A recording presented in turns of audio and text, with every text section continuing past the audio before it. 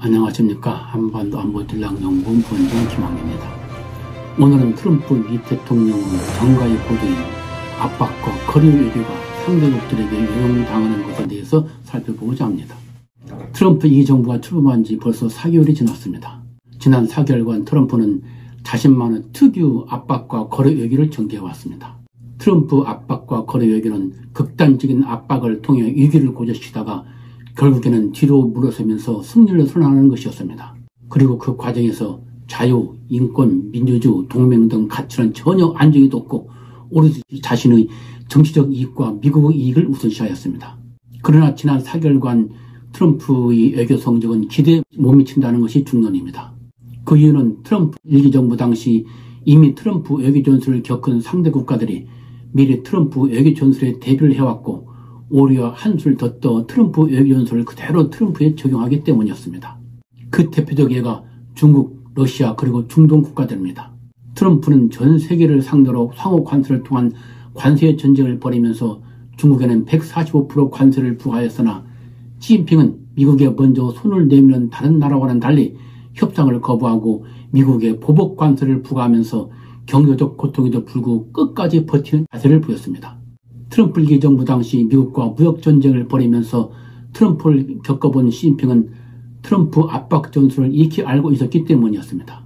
결국 중국과 관세 전쟁으로 시장 불안이 증폭되면서 미국인들의 경제적 고통이 심화되자 트럼프는 중국에 먼저 손을 내밀어 관세를 30%로 낮추면서 90일간 상호 관세 유예 합의했습니다. 이로써 중국은 자신이 승리했다고 의기양양하고 있습니다. 러시아의 푸틴 또한 트럼프 압박 전술을 그대로 트럼프에 적용하고 있습니다. 푸틴은 트럼프가 바이든과는 달리 러시아의 요구를 수용하면서 우크라이나 이전 종전 협상을 추진하자 이를 더 많은 양보를 얻어내려는 기회로 삼으려고 우크라이나에 대한 공세를 강화하는 등 압박을 높여갔습니다.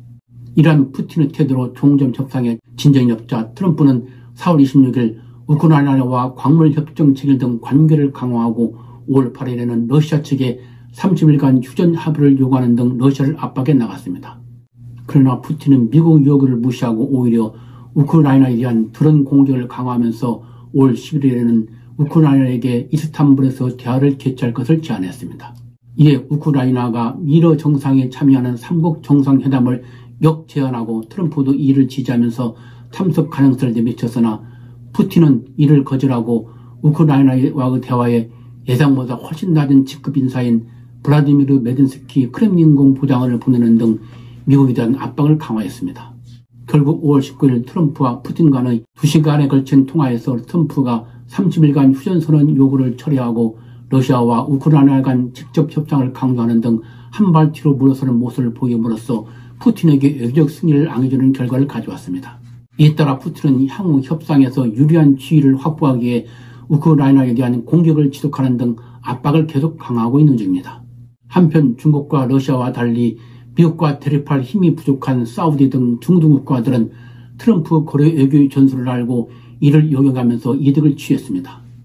트럼프가 이 정부 출범 후 최초 해외 순방한 사우디, 카타르, UAE 등 중동 3국은 트럼프 거래 외교 전술을 알고 트럼프를 극진히 환대하면서 실리를 챙겼습니다. 바이든 정부 당시 반체제 인사 자말 카쇼기 암살 배후로 지목받아 미국과 냉랭한 관계를 유지해왔던 사우디의 무함마드 빈 살만 황태자는 미국에 1,420억 달러 규모 무기 구매를 포함 6천억 달러 투자를 약속하고 전략적 경제 동반자 협정을 체결했습니다. 그리고 미국과 시리아 중재를 통해 칠러 친이란 노선을 걸어온 시리아에 대한 미국의 제재 해제와 트럼프와 시리아 대통령의 아흐메드 알사라의 면담을 성사시켰습니다. 알사라는 알카에다 연계 조직인 알루스라는 전선을 이끌었던 이슬람 극단주의자로 미국에 의해 1,000만 달러 현상금이 걸렸던 인물이었습니다.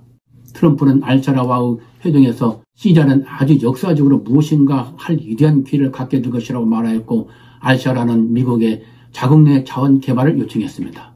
이로써 이란과의 중동 내 양력 경제를 벌이고 있는 사우디는 미국과의 불편했던 관계를 해소하고 미국의 안보 지원과 함께 유리한 안보 환경을 확보할 수 있게 되었습니다. 이러한 가운데 트럼프는 5월 13일 미국 사우디 투자 포럼 연설에서 이란과 관련해서 나는 영원한 적이 있다는 것을 믿지 않는다. 미국의 가장 가까운 친구 중 일부는 과거 여러 세대 동안 미국과 싸우던 나라들이다 라고 언급하는 등 이란의 핵협상 타결을 위한 올리브 가진을 내밀음으로써 상대방의 과거에 구애받지 않고 이익에 따라 거래를 하는 편의적 실리적 외교 방침을 거듭 확인했습니다. 두 번째 방문국인 카타르는 트럼프의 4억 달러 상당의 항공기를 선물로 제공하면서 보잉 항공기 210대를 포함 2,435억 달러 규모의 투자와 구매 계획을 체결하고 자국 내 미국 공군기지에 향후 10년간 100억 달러 투자 방침을 밝히는 등 미국과의 밀착 관계 과시를 통해 이란 등 주변 강대국으로부터 오는 주변 안보 위협에 대한 보호막을 강화했습니다. 아랍에미리트 즉 UAE도 트럼프와 2천억 달러 규모 투자와 구매 계획을 체결함과 함께 안보 협력 강화에 합의했습니다. 이와 같이 중동 3국은 5일 달러를 무기로 트럼프와 거래를 통해 안보를 강화했습니다. 이러한 가운데 트럼프는 중동에서 압박과 거래 외교를 전개하면서 후티 반군과의 휴전선언, 이란과의 협상, 시리아 제재 완화 등 영내 주요 안보 현안에 대한 결정에서 영내 주요 안보 관계이자 핵심 동맹인 이스라엘을 완전 배제함으로써 가치보다는 미국의 이익을 최우선시하는 모습을 아주 적나라하게 보여주었습니다. 그러나 이러한 트럼프 거래 외교는 가자전, 이란 핵 문제, 난민 문제 등 중동의 진정한 평화의 필수적인 문제들을 해결하지 못한다는 점에서 미국의 단기적 이익만을 노린 정치 실험이라는 지적이 나오고 있습니다. 이러한 트럼프 압박과 거래 외교는 곧 한반도에서도 전개될 것이라는 점에서 많은 연구와 대응책이 필요하다고 할 것입니다. 오늘은 트럼프 압박과 거래 외교가 역용당하면서 별로 외교적 성과를 거두지 못하고 있는 모습에 대해서 말씀드렸습니다. 여러분과 트럼프 외교 뉴스에 대한 상정수들은 대에 대한 이해에 도움이 됐으면 좋겠습니다. 시청해주셔서 감사합니다.